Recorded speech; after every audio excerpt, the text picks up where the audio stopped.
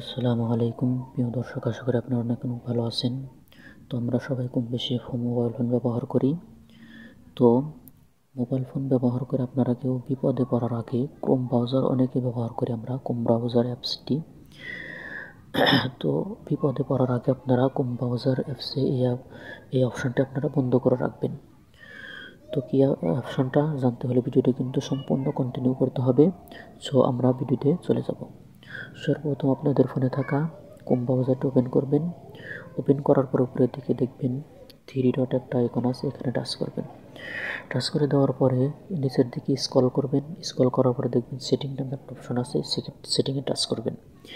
সেটিংয়ে টাচ করে দেওয়ার সাথে সাথে এখান থেকে আপনারা নিচের দিকে আসবেন। নিচের দিকে আসার পরে আপনাদেরকে এখানে লেখা থাকবে শিট সেটিং, এখানে টাচ করবেন। এখানে টাচ করে দেওয়ার পরে এখানে ক্যামেরা একটা আইকন আছে, এখানে টাচ করবেন। এটা অন থাকবে, প্রত্যেকটা ফোনে এখানে অন থাকবে। এটা সেটিংটা আপনারা এখান থেকে অফ করে দিবেন। এটা অফ করে দিলে কি হবে, আপনার ফোনের যত ক্যামেরার ভিতরে যত কিছু যে ছবিগুলো তুলবেন এগুলো কিন্তু অটোমেটিক ক্রোম ব্রাউজার আসবে, তারা নেটে থেকে আপনার ছবি সব কিছু ডকুমেন্ট পেয়ে যাইবে।